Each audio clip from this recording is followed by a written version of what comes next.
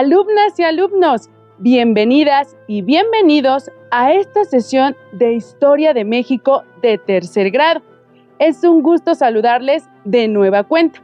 Soy la maestra Mercedes y en esta ocasión nos aventuraremos a aprender un aspecto más de la historia de nuestro país. Como recordarán, en sesiones anteriores conocimos cómo y cuándo fue la llegada de inmigrantes europeos, africanos y asiáticos a Nueva España, y que, junto con la población originaria, se dio un proceso de mestizaje étnico y cultural que definió a la sociedad novohispana de los siglos XVII y XVIII.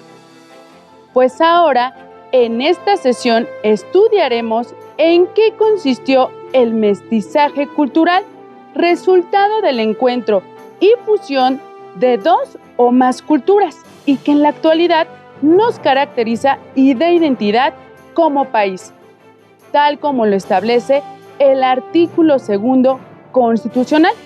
La nación tiene una composición pluricultural sustentada originalmente en sus pueblos indígenas. ¿Identifican cuáles son esos elementos que nos dan identidad como país? ¿Saben cuál es su origen? Acompáñenme a analizar las siguientes imágenes. En esta primera imagen, ¿identifican qué es? ¿Lo han comido? ¿Qué ingredientes lleva? ¿Cuál es el origen de esos ingredientes? En esta segunda imagen, ¿identifican qué es? ¿Lo han comido? ¿Qué ingredientes lleva? ¿Cuál es el origen de esos ingredientes? Analicemos una imagen más. ¿Identifican de qué celebración se trata? ¿Cómo la celebran en el lugar donde viven? ¿Cuál es el origen de esta tradición? Como sabrán, el mole y el pozole son platillos tradicionales de la gastronomía de nuestro país. ¿Quién no ha comido un exquisito mole o pozole? Pues estos platillos son ejemplo de la mezcla de costumbres y tradiciones culinarias mesoamericanas y europeas durante la época novohispana, ya que la integración de animales europeos, especias orientales e ingredientes del México antiguo dieron origen a los platillos anteriormente mencionados.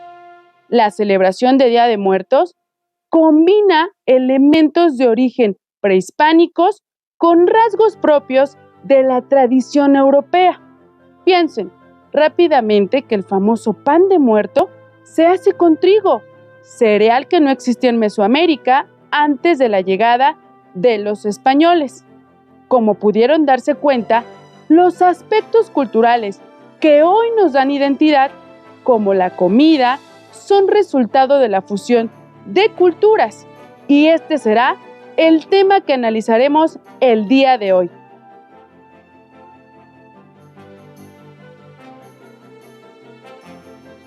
Antes de continuar, conozcamos el propósito de aprendizaje de esta sesión, que consiste en identificar las características de la cultura mestiza como resultado de la aportación de elementos culturales españoles e indígenas. Pero quiero recordarles que la pandemia por COVID-19 aún sigue presente en nuestra sociedad, y una forma de protegernos es lavar constantemente nuestras manos con agua y jabón al menos por 20 segundos, desinfectando nuestras manos con gel antibacterial y evitando tocarnos la cara. También se debe evitar en lo posible salir de casa, y si tenemos que hacerlo, hay que utilizar cubrebocas cubriendo nariz y la boca, además de guardar una distancia con las demás personas, de mínimo 1,5 metros. Con estas medidas se cuidan a ustedes mismos y nos cuidamos todos. Ahora les pido que tengan a su alcance su cuaderno de apuntes y bolígrafos para que hagan sus anotaciones. También el libro de texto para que complementen su aprendizaje. El mestizaje cultural se expresa de diferentes maneras en las creencias, prácticas y tradiciones. Para tener una idea más precisa acerca de lo que me refiero, en nuestra sección Leer para conocer les compartiré la leyenda La mulata de Córdoba. Esta actividad demanda que presten mucha atención y desplieguen su imaginación. Si están listas y listos, acompáñenme. La mulata de Córdoba. Cuenta la leyenda que durante la época de la Inquisición, en la ciudad de Córdoba, en el estado mexicano de Veracruz, vivía una hermosa mujer llamada Soledad. Nadie sabía de dónde era o quiénes eran sus padres. Y a pesar de su belleza, Soledad llevaba una vida solitaria por culpa de su apariencia y descendencia, pues era mulata, hija de una persona española y una negra, y por ello no se sentía bien consigo misma. Por esta misma razón, las personas de Córdoba decían mil cosas sobre ella, que era curandera, que tenía el poder de enamorar a las personas y que sabía de hechizos y brujería. Así fue creciendo el rumor de que en las noches su casa seguía iluminada debido a los rituales que hacía, que gustaba de volar en los techos y que, seguramente, tenía un pacto con el diablo. A pesar de esto, nadie la acusó ante la iglesia, pues todos tenían algún beneficio de la mulata. Un día cualquiera, la mulata fue a misa el mismo día en que fue el alcalde a la ciudad, don Martín Ocaña. Este sentía interés por la mulata, por su belleza y por sus poderes mágicos. Así que se le acercó y le hizo todo tipo de ofrecimientos. Pero la mulata lo rechazó en todas sus proposiciones. Como el alcalde no estaba acostumbrado al rechazo, juró vengarse de la mujer, de manera que fue hasta el Santo Oficio, aprovechando los rumores que caían sobre ella, y la acusó de haberle dado una bebida que lo llevó a la locura. Dado que la iglesia ya estaba enterada de los rumores, y puesto que ahora tenía el permiso del orden civil, ordenó arrestar a la mulata de inmediato. Ante el tribunal eclesiástico, Soledad fue acusada de practicar magia negra y de estar relacionada con el demonio. Si bien muchas personas habían recibido de sus favores, muy pocos salieron a su defensa, en especial porque no le tenían ningún aprecio. Condenada y traicionada por aquellos que otrora había ayudado, la mulata fue llevada a la prisión de Córdoba. Ahí, a diferencia de los otros presos que se pasaban la noche en vela rezando por su alma, Soledad se la pasó dibujando un barco con un pedazo de carbón sobre la pared de su celda. Los carceleros estaban fascinados con el talento de su prisionera, así que se turnaban para bajar hasta su celda y observar el magnífico dibujo. Una noche, mientras Soledad seguía encarcelada, cayó un terrible aguacero sobre la ciudad de Córdoba. Las calles se inundaron y Soledad se despertó en medio de la madrugada mientras su carcelero dormía. Luego de despertarlo de un grito, le preguntó si creía que le faltaba algo a su barco. a lo que éste respondió que lo único que le faltaba era navegar. Entonces, la mulata se acercó a la pared y se metió en este, subiendo al barco por las escaleras que ella misma había pintado. El vigilante se frotó los ojos y vio cómo la prisionera ya no estaba en su celda. A medida que la lluvia seguía cayendo, el agua comenzó a escurrir por la pared y diluyó el dibujo de la mulata. Luego de esto, se corrió el rumor de que durante aquella tormenta, algunas personas vieron un pequeño barco que navegó entre las calles de la ciudad hasta desaparecer en el mar. ¿Habían escuchado antes esta historia? Esta leyenda surgió en la época novohispana y forma parte de nuestras tradiciones. El relato se ha transmitido de generación en generación de manera oral y escrita. Tengan en cuenta que las leyendas nos describen características de las sociedades en el pasado, adornadas con fantasía, lo cual resulta entretenido y son una fuente de información pertinente para cuestionar e investigar acerca de la historia. Si les es posible, ejerciten su creatividad y al concluir la sesión, escriban en su cuaderno un final alternativo para la leyenda La Mulata de Córdoba. En la leyenda de La Mulata se menciona el origen étnico de Soledad. ¿Lo recuerdan?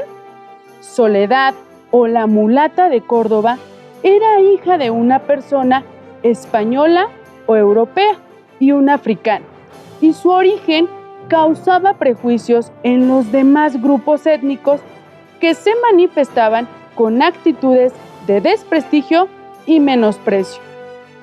Sin embargo, como recordarán, la presencia de nuevos grupos sociales intermedios, como los mulatos y los mestizos, entre otros, definieron las características de la sociedad novohispana de los siglos XVII y XVIII, que se conoce como mestizaje. El mestizaje trascendió a lo étnico y se manifestó en el ámbito cultural. Como sabrán, la cultura es todo lo que hemos aprendido por la interacción con los demás y nos identifica como grupo, comunidad, sociedad o nación a lo largo de nuestra historia. Ejemplo de ello son formas de vida, creencias, las tradiciones y costumbres, valores, expresiones musicales, artísticas y demás manifestaciones en las que podemos participar como actores o receptores. Piensen en algunos ejemplos que nos distinguen culturalmente. Con seguridad recordaron bailes, platillos, vestimenta, lenguas y tradiciones de carácter religioso y social. Es evidente que la herencia cultural del periodo virreinal fusionó elementos indígenas, europeos, africanos y asiáticos.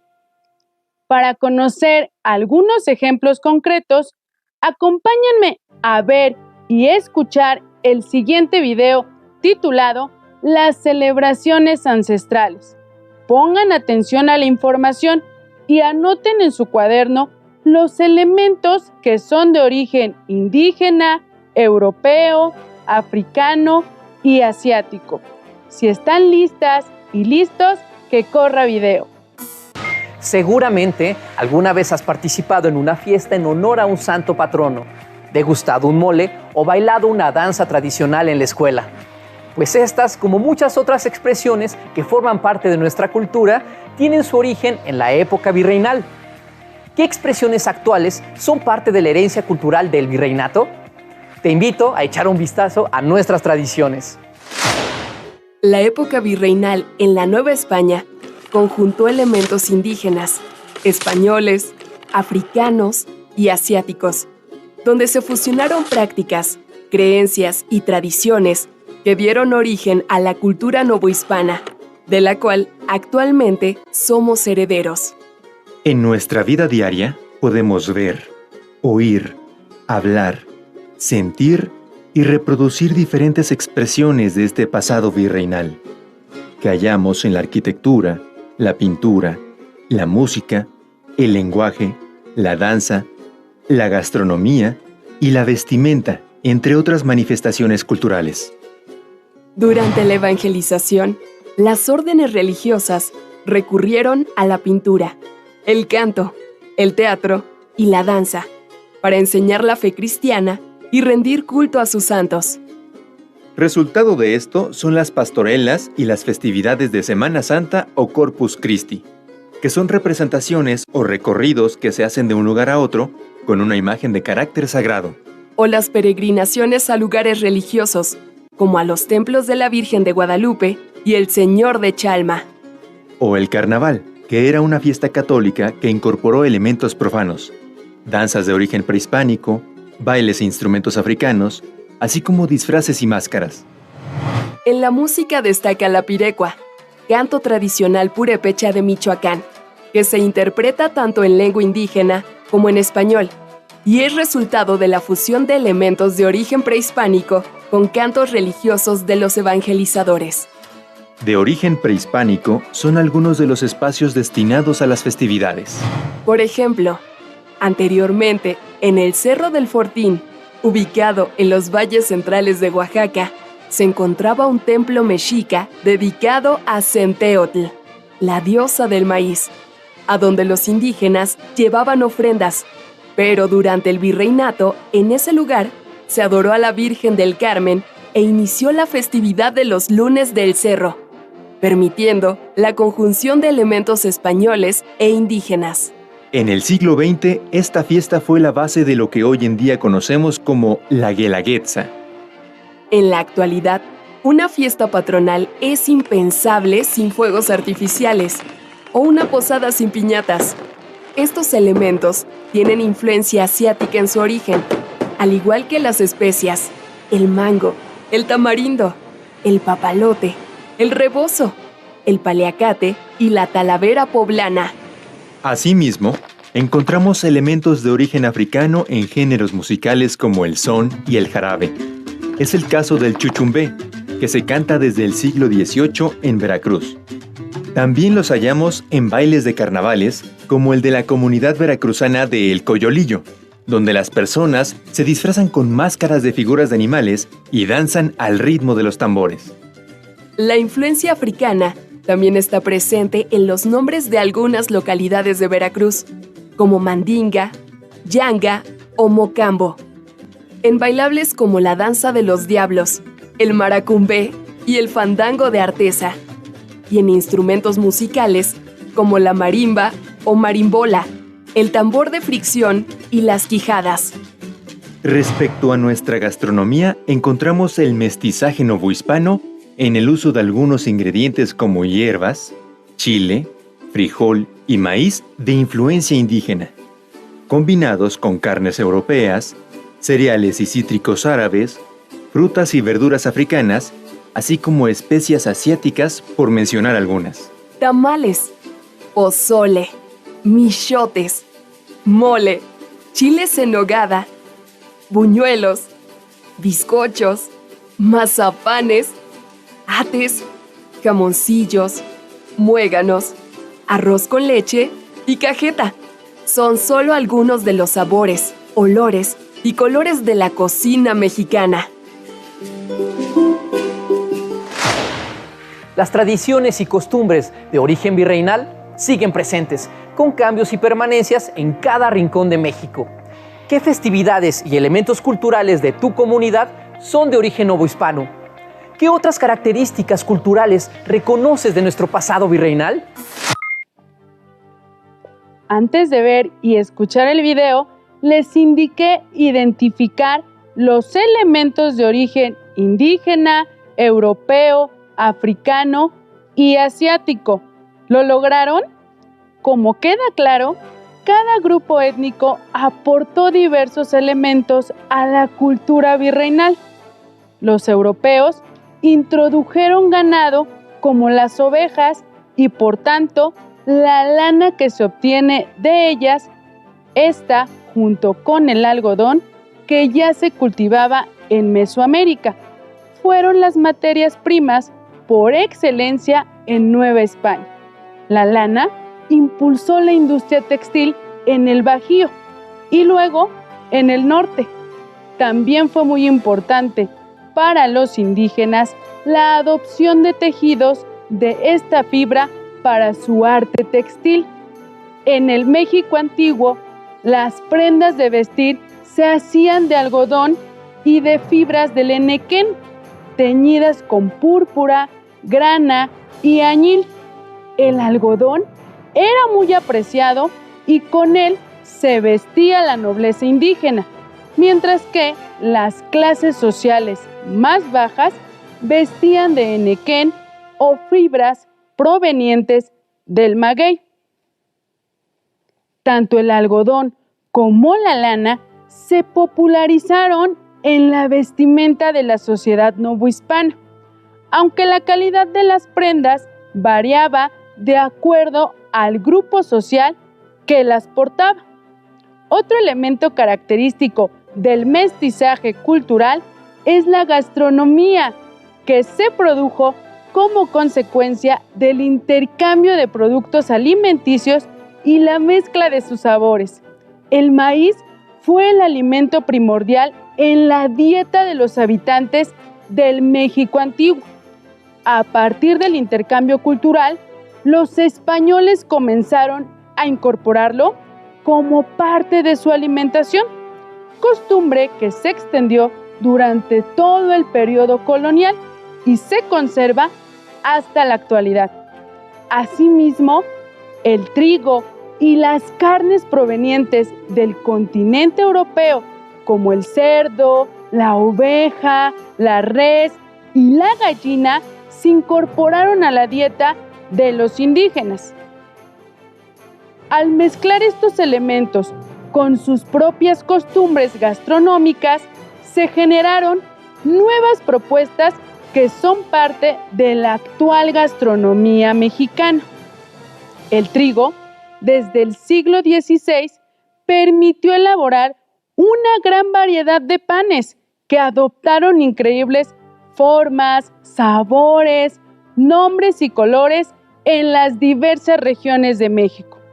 Asimismo, se arraigaron aquí los fideos, pasta de trigo que a España llegó por el camino de China, su lugar de origen, e Italia, a donde lo llevó Marco Polo. Guisos españoles tan difundidos como el puchero u olla podrida.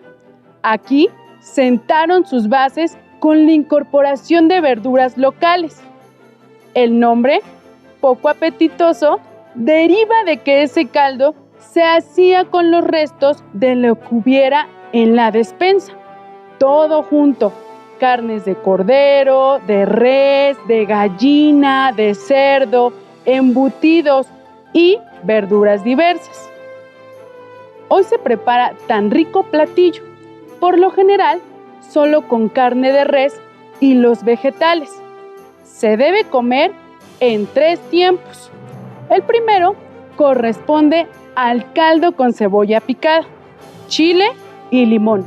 El segundo, a las verduras con aceite de oliva y limón. El tercero, la carne con alguna salsa acompañada con tortillas. La hospitalidad española, en cuestión de compartir la mesa, que mucho traía de los árabes o moros, se conjugó con la de los pueblos indígenas.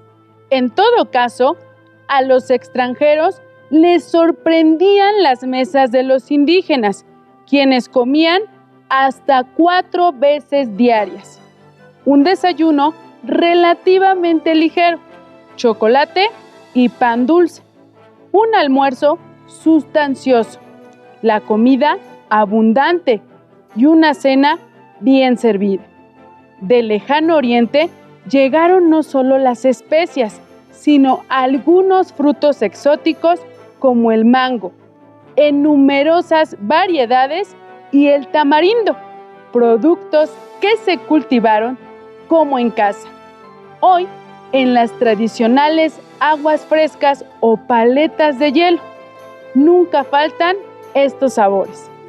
Con respecto a las bebidas alcohólicas, al pulque prehispánico se sumaron de importación el aguardiente de caña, la cerveza y los vinos de uva, aunque estos en ocasiones eran producidos aquí ilegalmente, contra las disposiciones monopólicas de España. Los licores destilados, como el mezcal y el tequila, se desarrollaron plenamente hasta el periodo del México independiente. En las ciudades del virreinato abundaban los vendedores ambulantes y muchos de ellos ofrecían su comida. En sus pregones callejeros hacían mención de patos asados y chichicuilotes del lago de Texcoco, cabezas de borrego al horno, tamales y dulces, por mencionar algunos productos. La música popular y vernácula también tienen un origen mestizo. Por ejemplo, en un artículo relacionado con el origen del mariachi, se menciona que cuando llegaron los frailes españoles a Cocula, se dieron cuenta de la facilidad de los lugareños, conocidos como indios cocas, para reproducir sonidos armónicos y, al correr el tiempo y ser totalmente conquistados por los españoles, estos transformaron sus propios ritmos autóctonos y adoptaron instrumentos españoles como el violín y la guitarra, y luego el guitarrón y la vihuela, instrumentos sin los cuales la música del mariachi que hoy escuchamos carecería de su sonido característico. Aunque durante toda la colonia la música de mariachi era menospreciada por la aristocracia y había permanecido en su medio rural, en 1905 las cosas cambiaron al considerarse al mariachi como un grupo pintoresco digno de presentarse en foros citadinos. Por otro lado, las manifestaciones como el son jarocho, la marimba chiapaneca, las jaranas y las fiestas de carnaval con sus tambores y danzas festivas son muestras vivas de la vasta herencia cultural de la negritud de los mexicanos. Destacó recientemente un comunicado de Gaceta UNAM. Los aportes afrodescendientes no se limitaron únicamente a la música. En el cuarto encuentro y seminario permanente Cocinas en México, organizado por el Instituto Nacional de Antropología e Historia, INA, destacaron productos de origen africano como el ajonjolí, lenteja, caña de azúcar, plátano, melón, café y jamaica. Por otra parte, refirieron los platillos como las empanadas de yuca, machuca de plátano, casamiento o moros y cristianos. Este último elaborado a base de chuleta ahumada, tortillas, frijoles y arroz. Además del caldo de res con machuco de plátano, de la Costa Chica, Oaxaca, sopa de calabaza y aguardiente con concentrado de fruta. De tanto hablar sobre comida, ya me dio hambre. Seguramente a ustedes también. Pero antes de alimentarnos, terminemos de revisar el tema. ¿Recuerdan que el propósito de la sesión fue identificar las características de la cultura mestiza como resultado de la aportación de elementos culturales españoles e indígenas? Pues bien, concluyamos diciendo que el mestizaje cultural es un intercambio de tradiciones, conductas y creencias que tienen lugar entre individuos que se han desarrollado en contextos culturales diferentes. Ejemplo del mestizaje cultural son la gastronomía, la música, el arte, las tradiciones y costumbres que persisten hasta nuestros días y que han sido transmitidos de generación en generación. Es momento de poner en práctica lo aprendido el día de hoy. Por ello, los reto a redactar una breve descripción de una tradición o costumbre que identifiquen en su comunidad. Pregunten a sus familiares si saben cuál es el origen de esta, cómo se ha ido transformando con el pasar de los años. Si les es posible, agreguen imágenes o dibujos que ilustren lo que describan. Recuerden que durante esta contingencia, en familia se aprende mejor. También les sugiero consultar su libro de Historia de México de tercer grado, o bien su versión electrónica en el aprendizaje esperado. Reconoce las características del mestizaje cultural en las expresiones artísticas novohispanas, con el tema Arte y Cultura Temprana. Además, pueden aprovechar la guía de su maestra o maestro.